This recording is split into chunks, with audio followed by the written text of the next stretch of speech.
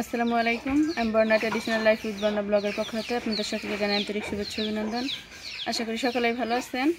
আপনাদের সামনে নিয়মিত ভিডিও নিয়ে হাজির হতে পারতেছি না কয়েকটা সমস্যার কারণে। প্রথমত আমার চোখে আইনন উঠছিল, সাথে অ্যালার্জি ছিল। দ্বিতীয়তে আমার পিছনে যে ঘরটা দেখতেছেন, এই ঘরের কাজ ধরা হয়েছে। এই ঘরের কাজ ধরার কারণে, নানান ধরনের কাজকর্মের কারণে রেগুলার আপনাদের সামনে ভিডিও নিয়ে হাজির হতে পারতেছি না। আমাদের ঘরটা হইতেছে 34 ফিট লম্বা আর চালে 10 ফুট টিনের চাল হবে। এই ঘরটার দুইটা রুম হবে, একটা রুম হইতেছে 17 ফিট করে। তো এখন দুপুরে লাঞ্চ টাইমে মিস্ত্রিটা খাওয়ার জন্য গেছে, তাই ভাবলাম এই ফাঁকে আপনাদের সামনে একটু এই ভিডিওটি নিয়ে হাজির হই, না হলে আজকেও ভিডিও করা হতো না।